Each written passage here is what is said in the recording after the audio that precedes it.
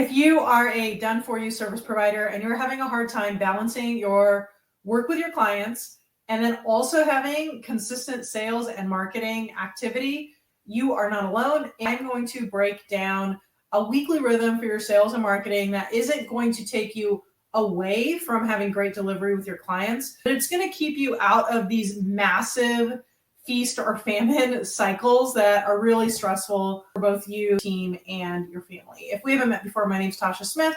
I'm the founder of Emerge Sales Training. We work with expert business owners on their sales and marketing, words, systems, mindset, all of that. We've worked with over 9,000 entrepreneurs in the past 8 years. Now, one of the tricks in this weekly rhythm is just like a really, really simple email. And we have templates for you. So if you want those templates of 2 different emails, just go ahead and say the word email in the comments and we'll get those over for you. So let me start off by just explaining the scenario. So I was working with a client named Emma, and her business is a done-for-you home organizer. And she's doing great. Her business is good, but some months were like, and then she would ramp up the sales activity, and then she would end up with a big month. Then she would have to decrease the sales activity. And so it wasn't consistency in the business. It was creating a lot of issues with like her contractors, right? They weren't having steady work. It was like really big or really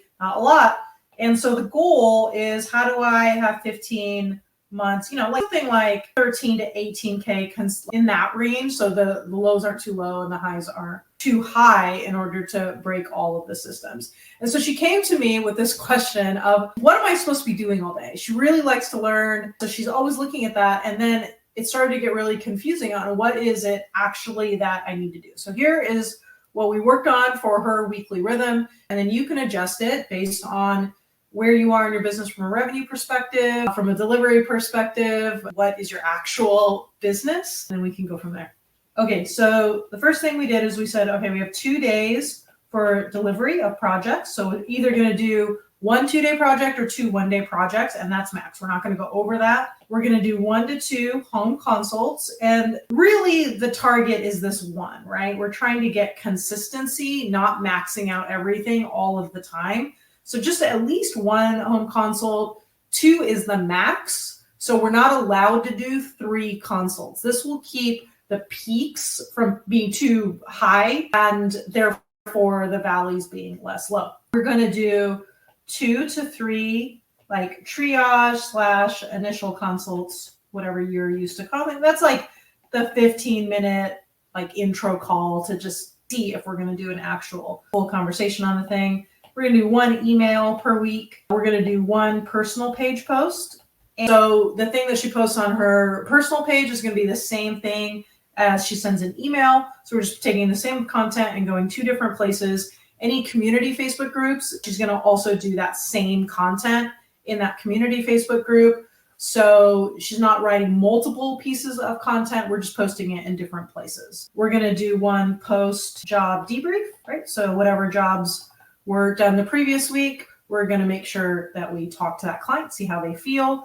And we're going to add last week's contacts to the CRM so we don't lose them. The very last thing we're going to do is we're just going to monitor a Facebook ad that is building an email list. And this was a new thing that we put in recently because we wanted to make sure that her name was getting out there even if she was in delivery.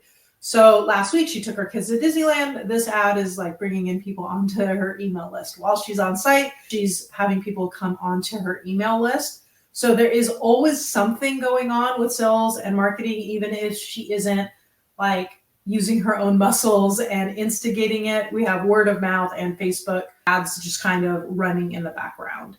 So here's why this works for her. Number 1, it's manageable during a busy delivery week and if she is going to like take a day off with the kids. So it is the standard, it is the floor. It is not always trying to push for more and more and more, which tends to create burnout. The ads and the word of mouth are also operating in the background, like I said earlier, but we always have these things that we're looking at, adding the contacts and then the email, that are actually allowing us to gather whatever interest is out there. And that is a really, really important part. It's not a whole lot of work to follow up with these people, but often we're just not in the rhythm of it. And so this starts to establish a weekly rhythm of nurturing people so that we don't end up with like months without any activity just because we had one really good quarter. One of the things that you can implement really, really easily is this email. You can, using the templates that we have, you can write it in like 5-10 minutes at the most. So if you want that template, and then you can write up an email